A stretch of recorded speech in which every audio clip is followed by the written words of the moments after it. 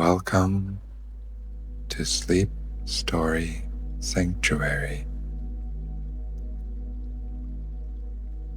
Tonight, I have 4 gentle fairy tales to help you drift off into a peaceful sleep. We'll begin with the charming story of Hans in Luck, followed by the magical tale of Jorinda and Jorindel. Then we'll enjoy the delightful adventures of the traveling musicians, and we'll finish with the warm and comforting story, Old Sultan. Make yourself comfortable. Let your body sink into your bed and allow these timeless stories to carry you gently into dreams.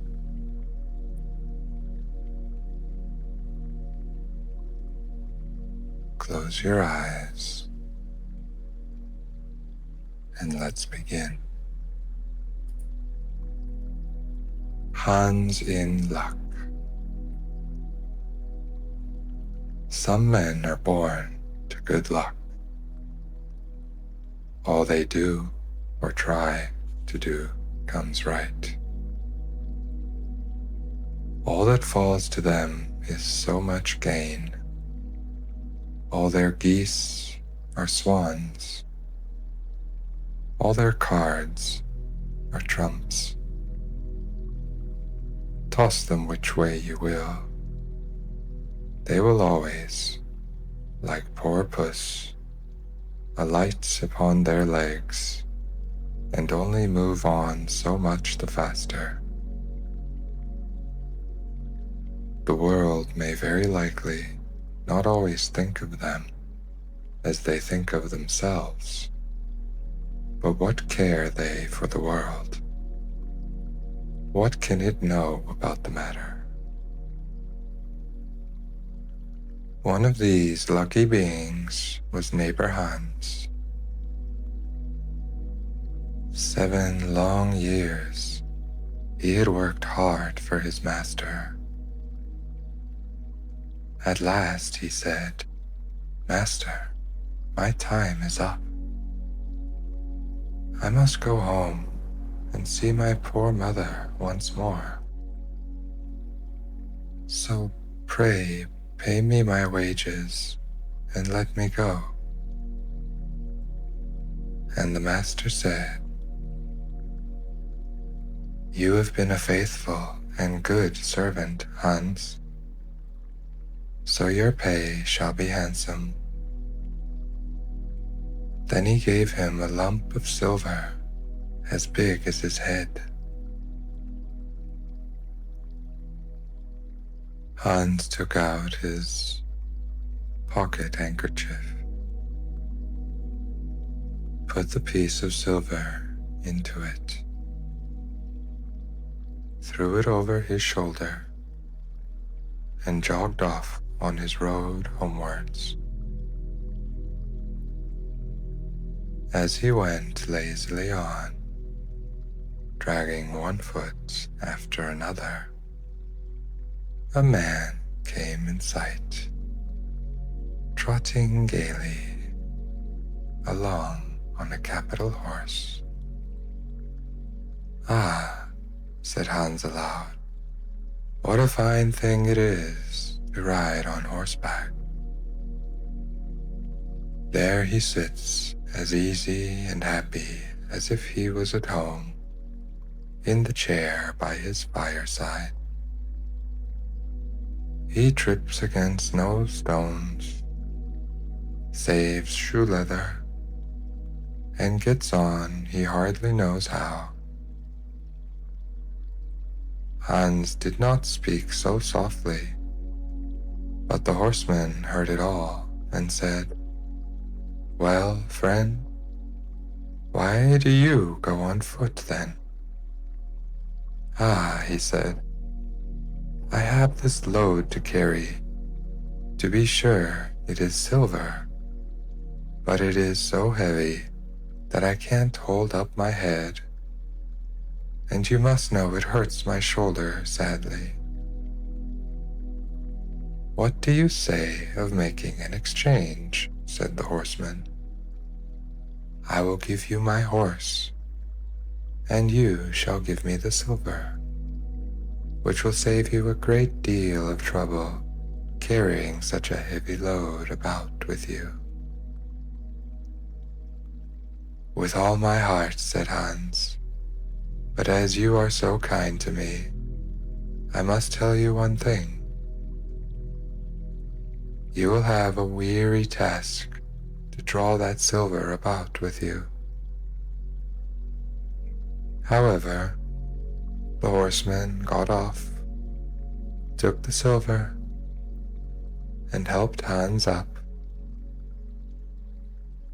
gave him a bridle into one hand and a whip into the other, and said, "When you want to go very fast, smack your lips loudly together and cry, 'Yip.'" Hans was delighted as he sat on the horse, drew himself up, squared his elbows, turned out his toes, cracked his whip, and rode merrily off. 1 minute whistling a merry tune, and another singing, "No care and no sorrow, a fig for the morrow. We'll laugh and be merry, sing neigh down Derry."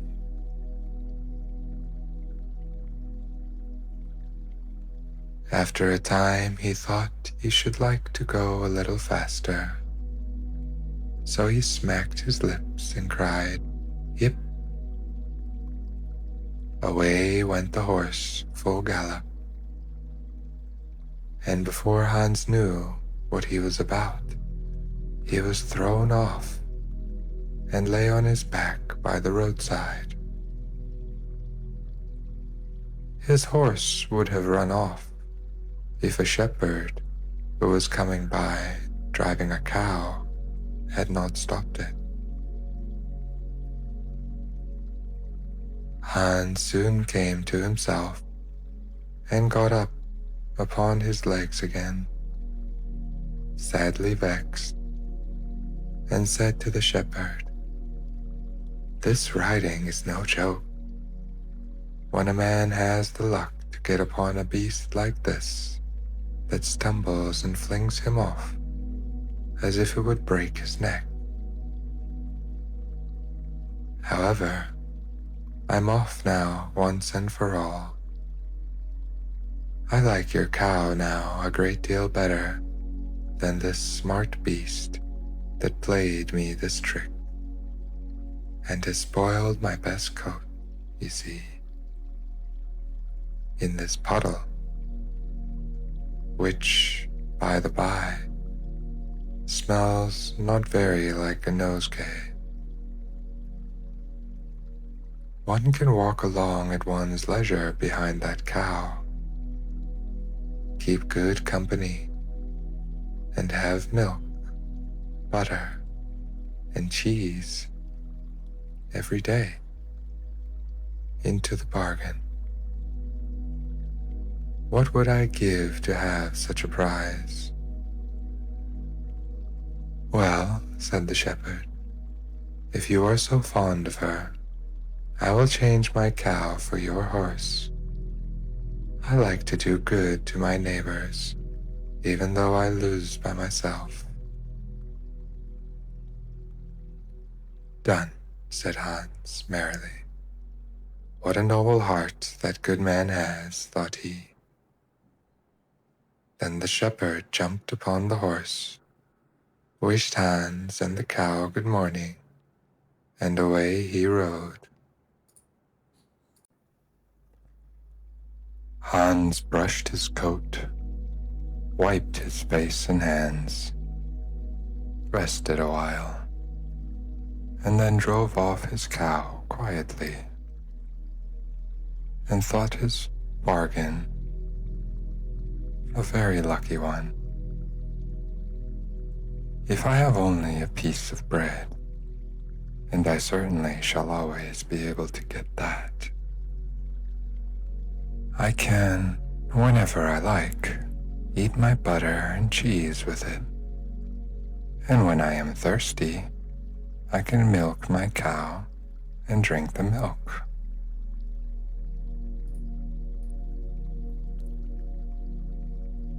And what can I wish for more?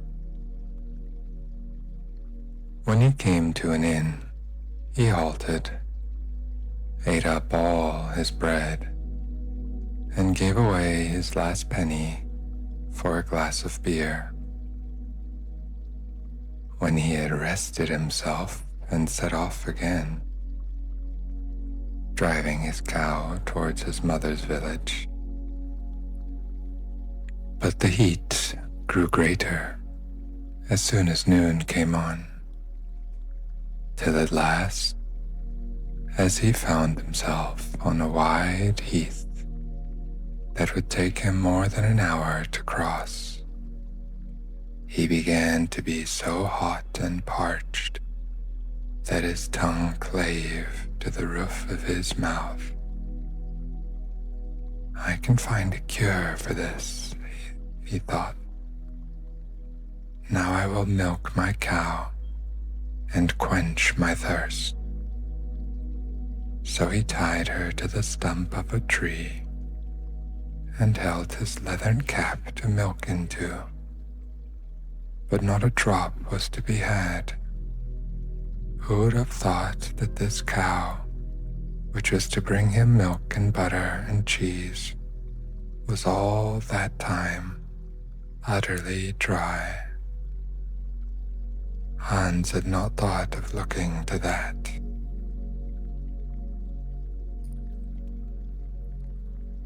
While he was trying his luck in milking and managing the matter very clumsily, the uneasy beast began to think him very troublesome, and at last gave him such a kick on his head as knocked him down.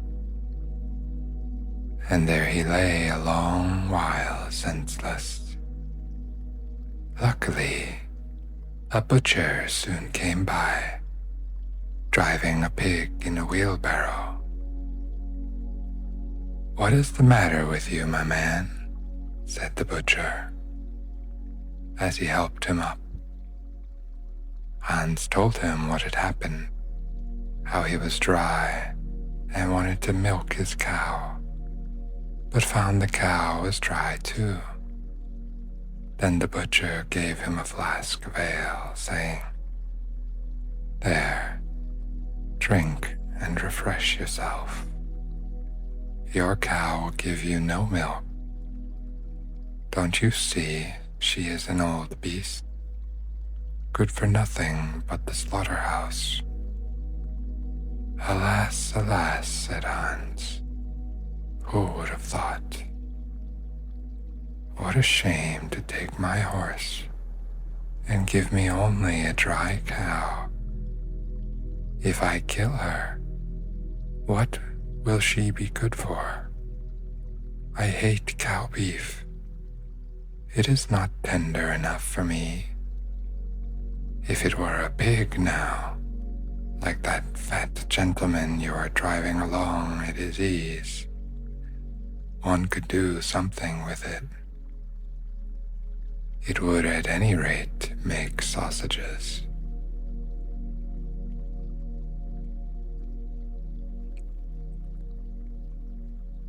"Well," said the butcher, "I don't like to say no when one is asked to do a kind, neighborly thing. To please you, I will change and give you my fine fat pig for the cow. Heaven reward you for your kindness and self-denial, my good sir, said Hans, as he gave the butcher the cow, and taking the pig off the wheelbarrow, drove it away, holding it by the string that was tied to its leg. So on he jogged, and all seemed now to go right with him. He had met with some misfortunes, to be sure, but he was now well repaid for all. How could it be otherwise with such a traveling companion as he had last got? The next man he met was a countryman carrying a fine white goose. The countryman stopped to ask what was o'clock, and this led to further chat, and Hans told him all his luck, how he had so many good bargains, and how all the world went gay and smiling with him. The countryman then began to tell his tale, and said he was going to take the goose to a christening. Feel, said he, how heavy it is, and yet it is only 8 weeks old.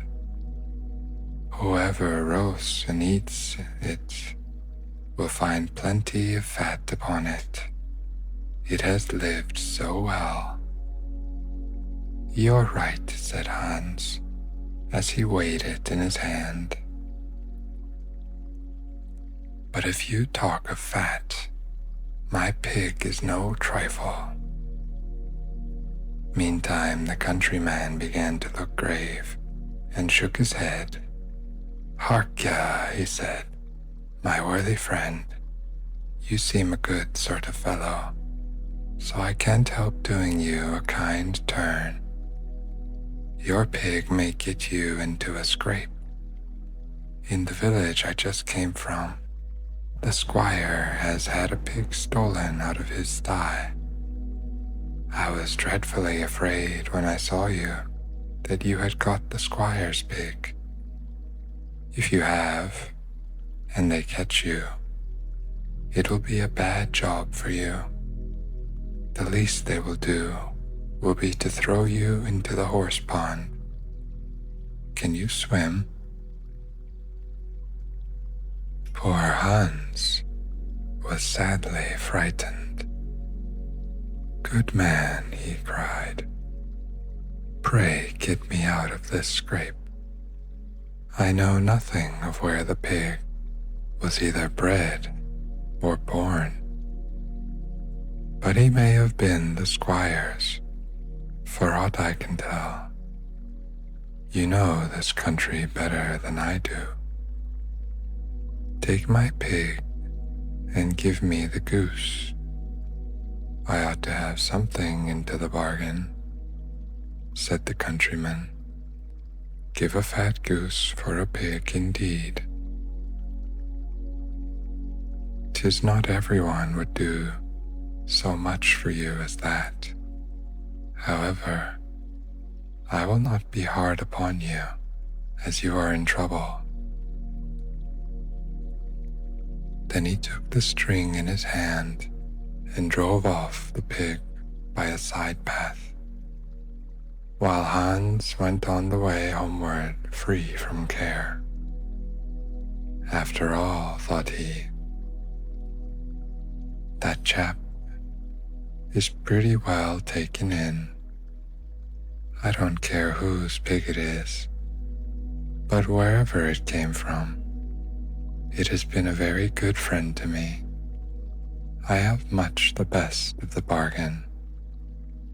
First, there will be a capital roast. Then the fat will find me. in goose grease for 6 months, and then they're all the beautiful white feathers. I will put them into my pillow, and then I am sure I shall sleep soundly without rocking. How happy my mother will be. Talk of a pig indeed. Give me a fine fat goose. As he came to the next village, he saw a scissor grinder with his wheel, working and singing, "O'er hill and o'er dale, so happy I roam, work light and live well. All the world is my home. Then who so blithe, so merry as I?" Hans stood looking on for a while, and at last said, "You must be well off, Master Grinder. You seem so happy at your work." "Yes," said the other, "mine is a golden trade. A good grinder never puts his hand into his pocket without finding money in it. But where did you get that beautiful goose?" "I did not buy it. I gave a pig for it." "And where did you get the pig?" "I gave a cow for it." "And the cow?"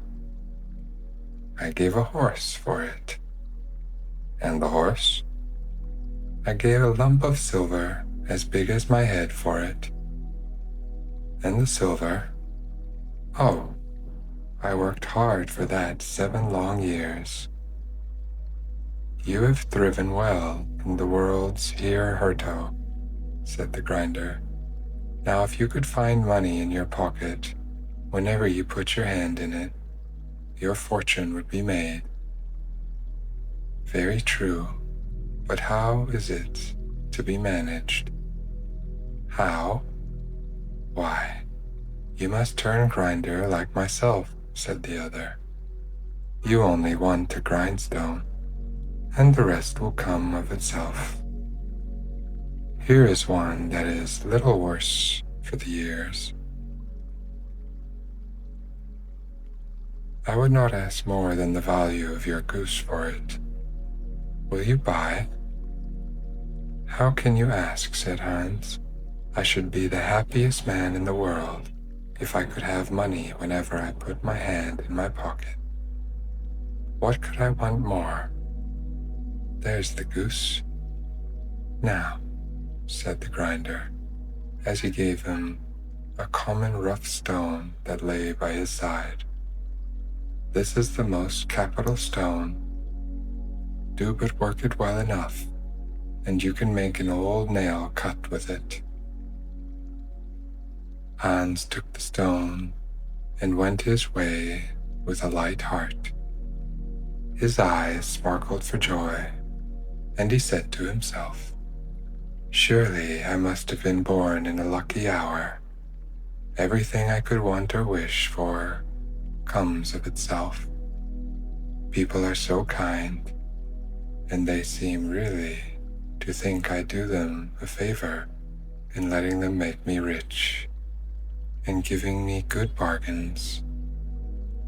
Meantime, he began to be tired and hungry too, for he had given away his last penny in his joy at getting the cow. At last, he could go no farther, for the stone tired him sadly, and he dragged himself to the side of a river that he might take a drink of water and rest a while. So he laid the stone carefully by his side on the bank. But as he stooped down to drink, he forgot it, pushed it a little, and down it rolled plump into the stream. For a while he watched it sinking in the deep, clear water, then sprang up and danced for joy, and again fell upon his knees and thanked heaven with tears in his eyes for its kindness in taking away his only plague, the ugly, heavy stone. "How happy I am," cried he. "Nobody was ever so lucky as I." Then he got up with a light heart, free from all his troubles, and walked on until he reached his mother's house, and told her how very easy the road to good luck was.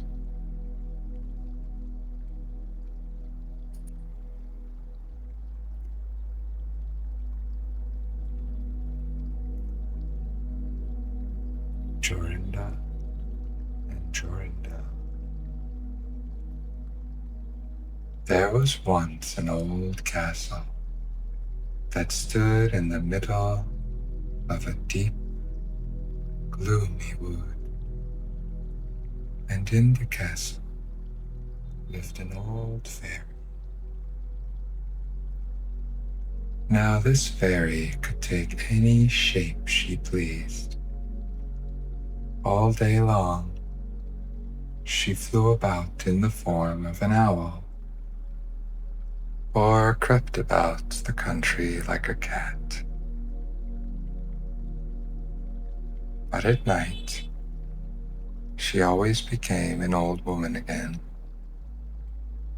When any young man came within 100 paces of her castle, he became quite fixed and could not move a step till she came and set him free, which she would not do till he had given her his word never to come there again. But when any pretty maiden came within that space, she was changed into a bird, and the fairy put her into a cage and hung her up in the chamber in the castle. There were 700 of these cages hanging in the castle, and all with beautiful birds in them. Now there was once a maiden whose name was Jorinda. She was prettier than all the pretty girls that ever were seen before, and a shepherd lad whose name was Jorindel was very fond of her, and they were soon to be married. One day they went to walk in the wood, that they might be alone, and Jorindel said, "We must take care that we don't go too near the fairy's castle." It was a beautiful evening. The last rays of the setting sun shone bright through the long stems of the trees upon the green underwood beneath, and the turtle doves sang from all the tall birches.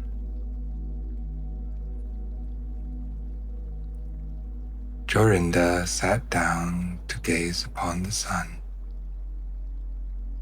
Jorindel sat by her side, and both felt sad. They knew not why, but it seemed as if they were going to be parted from one another forever. They had wandered a long way, and when they looked to see which way they should go home, they found themselves at a loss to know what path to take. The sun was setting fast, and already half of its circle had sunk behind the hill. Jorindel on a sudden looked behind him and saw through the bushes that they had, without knowing it, sat down close under the old walls of the castle. Then he shrank for fear, turned pale, and trembled. Jorinda was just singing. The ring-dove sang from the willow spray. Well-a-day, well-a-day. He mourned for the fate of his darling mate. Well-a-day. When her song stopped suddenly, Jorindel turned to see the reason, and beheld his Jorinda changed into a nightingale, so that her song ended with a mournful chug chug. An owl with fiery eyes flew 3 times around them, and 3 times screamed, "Too-oo, too-oo, too-oo." Jorindel could not move. He stood fixed as a stone, and could neither weep, nor speak, nor stir hand or foot. And now the sun went quite down. The gloomy night came. The owl flew into a bush. And a moment after, the old fairy came forth, pale and meager, with staring eyes and a nose and chin that almost met one another. She mumbled something to herself, seized the nightingale, and went away with it in her hand. Poor Jorindel saw the nightingale was gone, but what could he do? He could not speak. He could not move from the spot where he stood. At last the fairy came back and sang with a hoarse voice, "Till the prisoner is fast, and her doom is cast, there stay, oh stay. When the charm is around her, and the spell has bound her, hie away, away." On a sudden, Jorindel found himself free.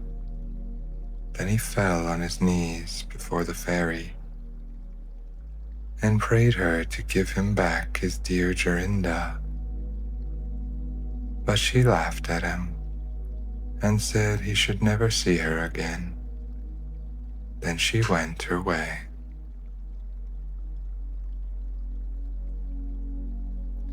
He prayed, he wept, he sorrowed, but all in vain.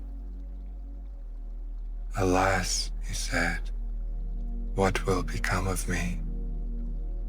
He could not go back to his own home, so he went to a strange village and employed himself in keeping sheep.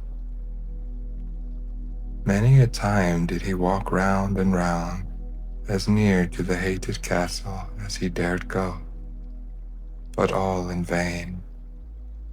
He heard or saw nothing of Jorinda.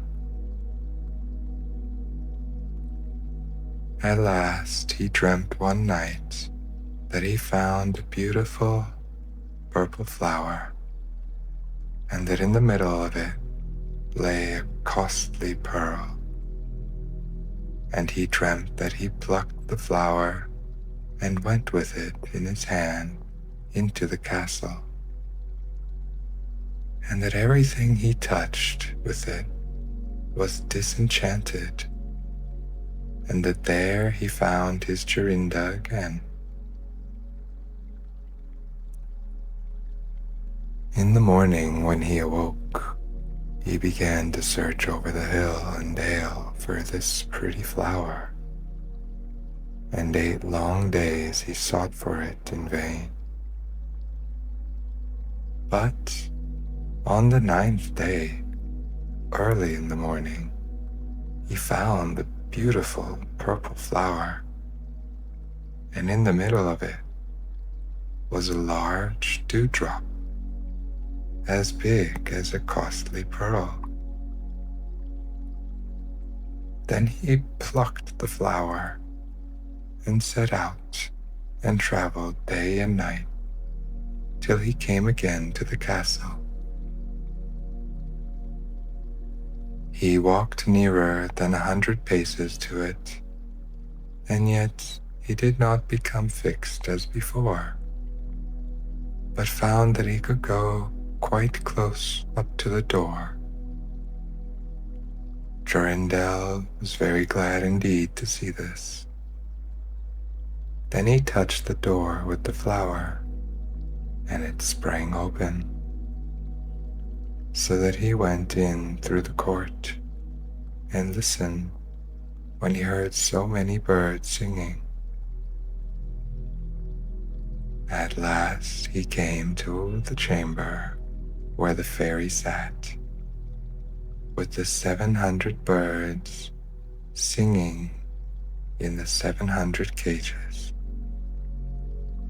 When she saw Jorindel, she was very angry and screamed with rage, but she could not come within 2 yards of him, for the flower he held in his hand was his safeguard. He looked around at the birds, but alas, there were many, many nightingales. And how then should he find out which was his Jorinda? While he was thinking what to do, he saw the fairy had taken down one of the cages and was making the best of her way off through the door. He ran or flew after her, touched the cage with the flower, and Jorinda stood before him, and threw her arms round his neck, looking as beautiful as ever, as beautiful as when they walked together in the wood. Then he touched all the other birds with the flower, so that they all took their old forms again, and he took Jorinda home, where they were married and lived happily together many years. And so did a good many other lads, whose maidens had been forced to sing in the old fairies' cages by themselves, much longer than they liked.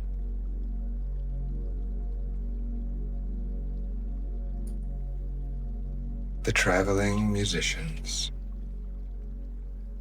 An honest farmer had once an ass that had been faithful servant to him a great many years, but was now growing old, and every day more and more unfit for work. His master, therefore, was tired of keeping him, and began to think of putting an end to him. But the ass, who saw that some mischief was in the wind, took himself slyly off, and began his journey towards a great city. For there, thought he, I may turn musician.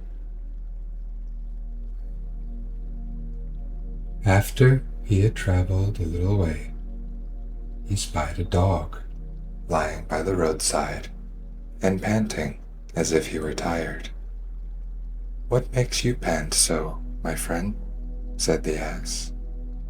"Alas," said the dog, "my master was going to knock me on the head because I am old and weak and can no longer make myself useful to him in hunting. So I ran away. But what can I do to earn my livelihood?" "Hark ye," said the ass, "I am going to the great city to turn musician. Suppose you go with me, and try what you can do in the same way."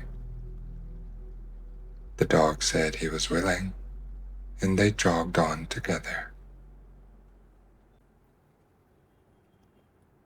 They had not gone far before they saw a cat sitting in the middle of the road and making a most rueful face. "Pray, my good lady," said the ass, "what's the matter with you? You look quite out of spirits." "Ah, me," said the cat. "How can one be good spirits when their life's in danger? Because I am beginning to grow old, and had rather lie at my ease by the fire than run about the house after the mice. My mistress laid hold of me and was going to drown me, and though I have been lucky enough to get away from her, I do not know what I am to live upon." "Oh," said the ass, "by all means, go with us to the great city. You are a good night singer, and may make your fortune as a musician." The cat was pleased with the thought and joined the party. Soon afterwards, as they were passing by a farmyard, they saw a cock perched upon the gate and screaming out with all his might and main. "Bravo," said the ass. "Upon my word, you make a famous noise. Pray, what is this all about?" "Why," said the cock, "I was just now saying that we should have fine weather for our washing day, and yet my mistress and the cook don't thank me for my pains, but threaten to cut off my head tomorrow and make broth of me for the guests that are coming on Sunday." "Heaven forbid," said the ass. "Come with us, Master Chancellor. It will be better, at any rate, than staying here to have your head cut off. Besides, who knows? If we care to sing in tune, we may get up to some kind of concert. So come along with us." "With all my heart," said the cock. So they all four went on jollily together.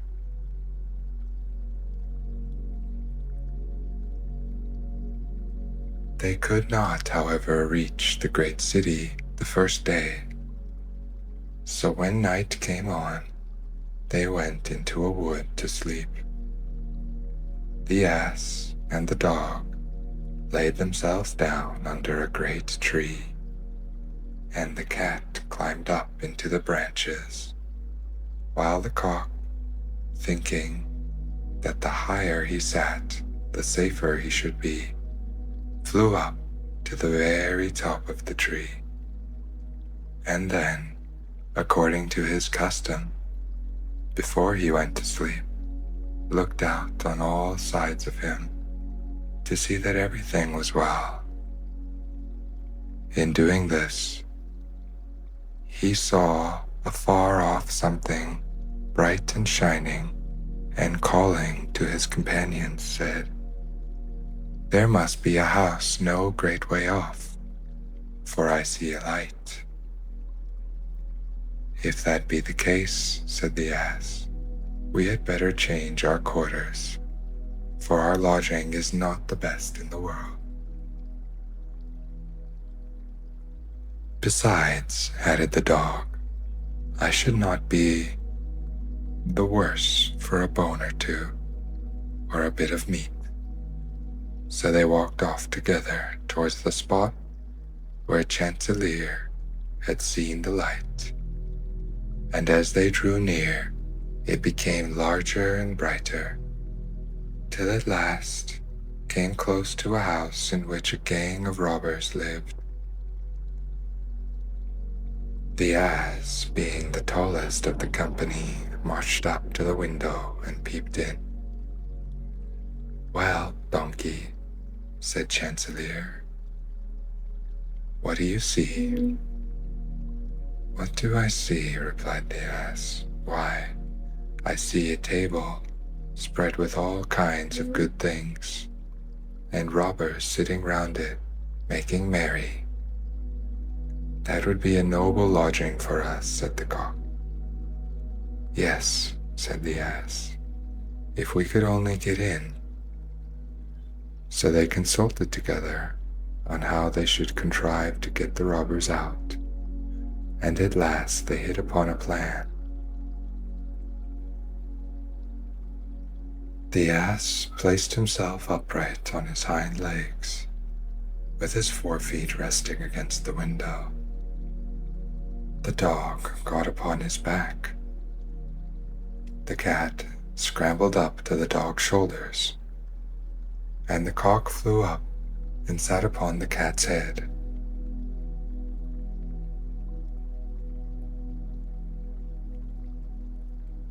When all was ready, a signal was given, and they began their music. The ass brayed, the dog barked, the cat meowed, and the cock screamed.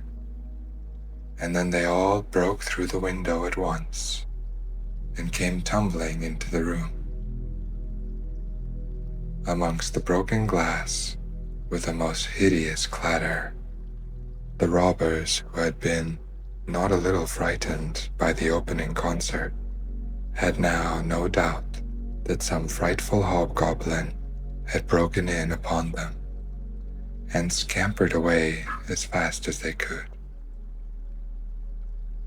The coast once clear, our travelers soon sat down and dispatched what the robbers had left, with as much eagerness as if they had not expected to eat again for a month.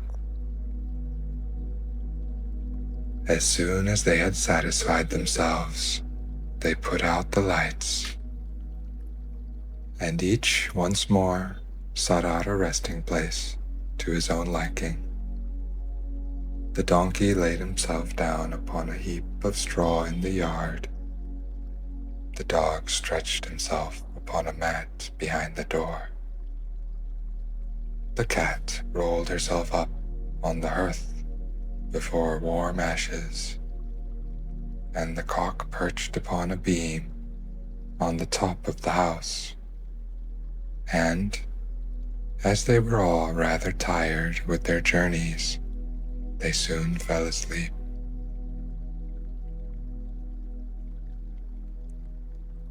But about midnight, when the robbers saw from afar that the lights were out and that all seemed quiet, they began to think that they had been in too great a hurry to run away, and one of them, who was bolder than the rest, went to see what was going on.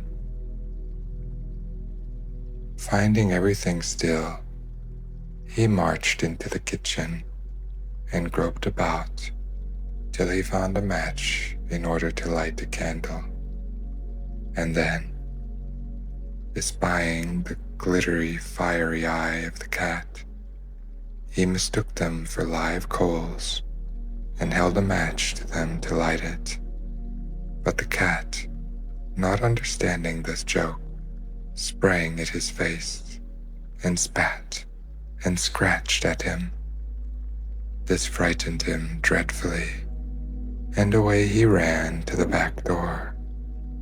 But there the dog jumped up and bit him in the leg, and as he was crossing over the yard, the ass kicked him, and the cock, who had been awakened by the noise, crowed with all his might.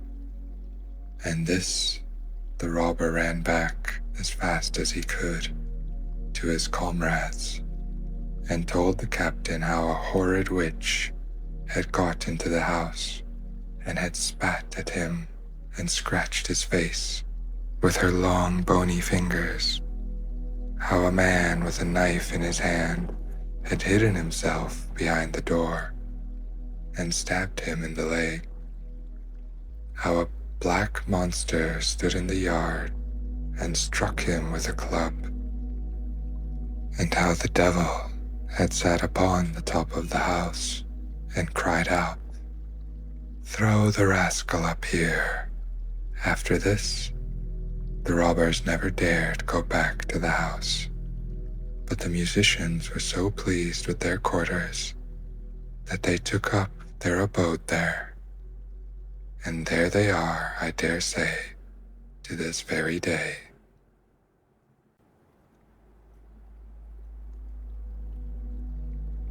Old Sultan.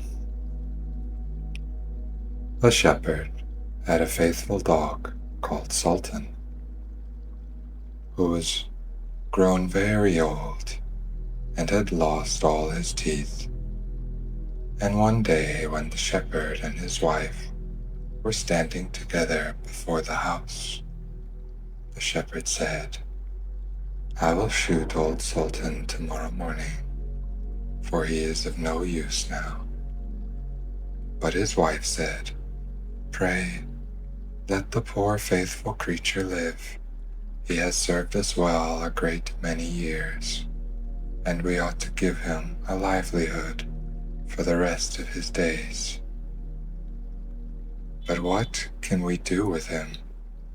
said the shepherd. "He has not a tooth in his head, and the thieves don't care for him at all.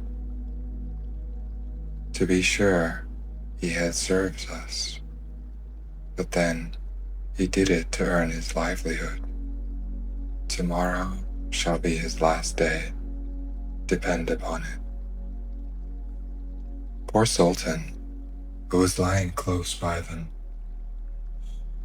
heard all that the shepherd and his wife said to one another, and was very much frightened to think tomorrow would be his last day. So in the evening, he went to his good friend the wolf, who lived in the wood, and told him all his sorrows, and how his master meant to kill him in the morning.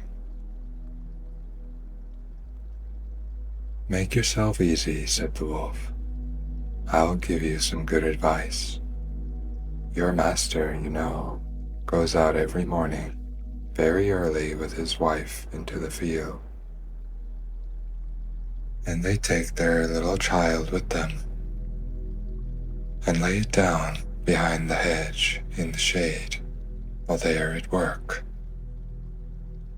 Now, do you lie down close by the child and pretend to be watching it, and I will come out of the wood and run away with it.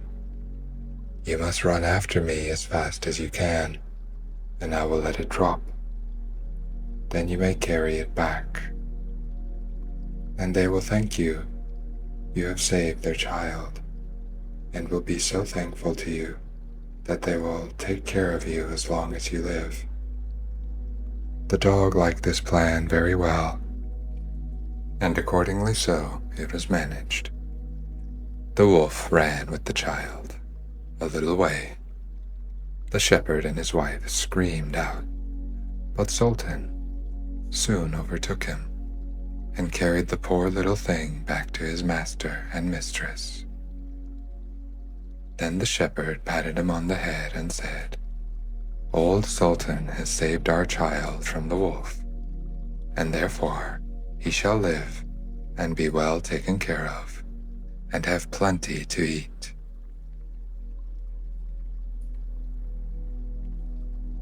"Wife, go home and give him a good dinner, and let him have my old cushion to sleep on as long as he lives."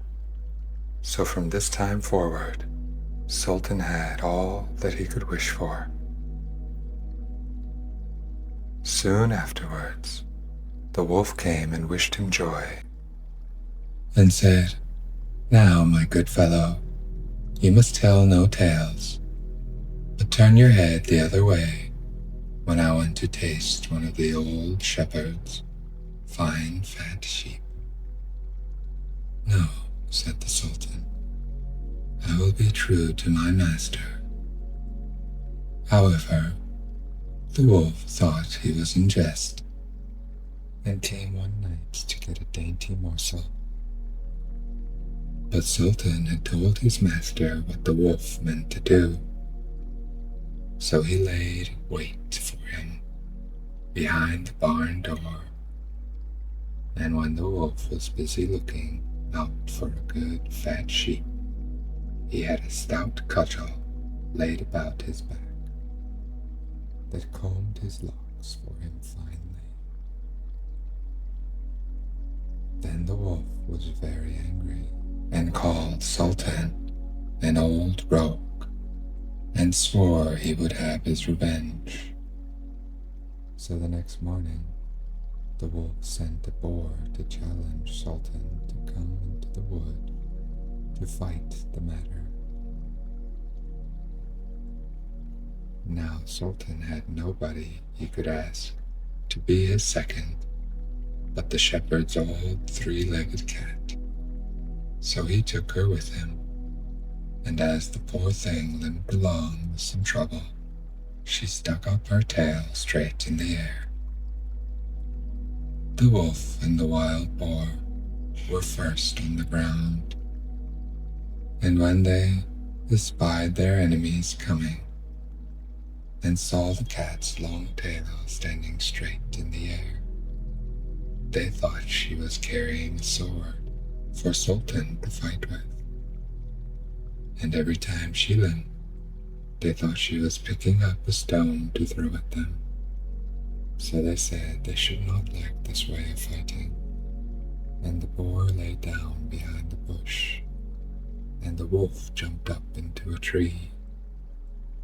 Sultan and the cat soon came up and looked about and wondered that no one was there. The boar, however, had not quite hidden himself, for his ears stuck out of the bush, and when he shook one of them a little, the cat, seeing something move and thinking it was a mouse, sprang upon it and bit and scratched it, so that the boar jumped up and grunted and ran away, roaring out, "Look up in the tree, there sits the one who is to blame." So they looked up and spied the wolf sitting amongst the branches, and they called him a cowardly rascal, and would not suffer him to come down until he was heartily ashamed of himself, and had promised to be good friends again with old Sultan. The end.